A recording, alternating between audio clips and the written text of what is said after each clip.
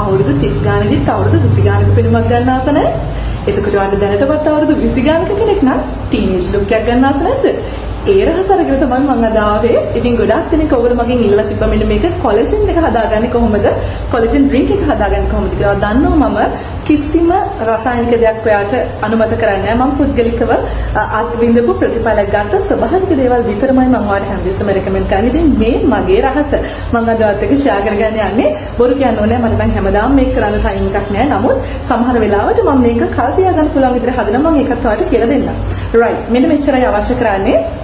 දැන් මුලින්ම අපි දැනගන්න ඕනේ මොනවද මේ කොලජන් එකක් කියලා කියන්නේ අපේ සෛල වලට අපේ තරුණ බව, නිරෝගීමත් පැහැයක් ගන්න, නිරෝගීමත් සමක් ලබා ගන්න අපිට අවශ්‍යම කරන සංගතකයක්. ඉතින් ඒක නැතුව අපිට ඇත්තටම අපි නිරෝගී වෙන්නේ නැහැ. ඒ නිසා අපි මේකෙන් කරන්නේ පුළුවන් තරම් ස්වභාවිකව විටමින් වර්ග සහ කොලජන් අපේ සෛල වලට දෙන එක සිරුර අභ්‍යන්තර පෝෂණයක් විදිහට. ඉතින් ක්‍රීම් ආලේපන ඔක්කොම බාහිර දේවල් නෙවෙයි తాවකාලික දේවල්. නමුත් ඔයාට සිරුරේ අභ්‍යන්තරයෙන් සෛල වලට පෝෂණය දෙන්න පුළුවන් නම් තෙතමනේ දෙන්න පුළුවන් නම් ඒක තමයි ඔයාගේ තරුණ බව පවත්වාගෙන යන්න අවශ්‍ය වෙන ප්‍රධානම දේ. හරි. ඉතින් මෙන්න මේ විදිහට තමයි මම හදාගන්න ඩ්‍රින්ක් එක. මුලින්ම ඔයාලට අවශ්‍ය කරනවා බීට් අලයක්, කැරට් අල දෙකක්, දොඩම් ගෙඩි දෙකක්, ඊට පස්සේ ලෙමන් ගෙඩියක්, ඊට පස්සේ ඉඟුරු කෑල්ලක්, ඊට පස්සේ තක්කලි ගෙඩි භාගයක්, අවසාන වශයෙන් ප්‍රධානම ද්‍රව්‍යයක් තියෙනවා ක්‍රෑන්බෙරි ජූස්.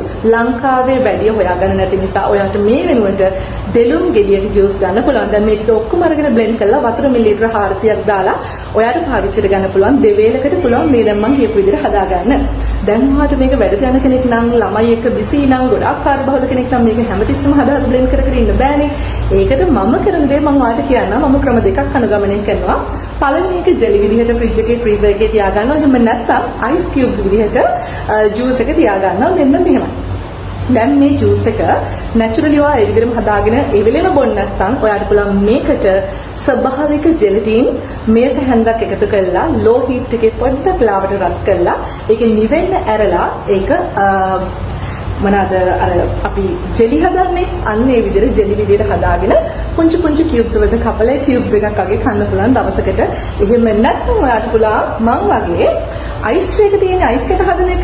ඒ ජූස් එක අයිස් කැට හදන ට්‍රේ එකට දාලා ෆ්‍රීසර් එකේ තියලා ඒ අයිස් කියුබ් එකක අරගෙන වඩ පුළුවන් වතුර බොන පුංචි ග්ලාස් එකකට දාගෙන දිය කරලා බොන්න. ඉතින් ඔන්න ඔය විදි තුනම ඔයාට නැචරල් කොලජන් ඩ්‍රින්ක් එක හදාගන්න පුළුවන්. ඉතින් මේ විදිහ කළා බලන්න ඉදිරියව තමයි.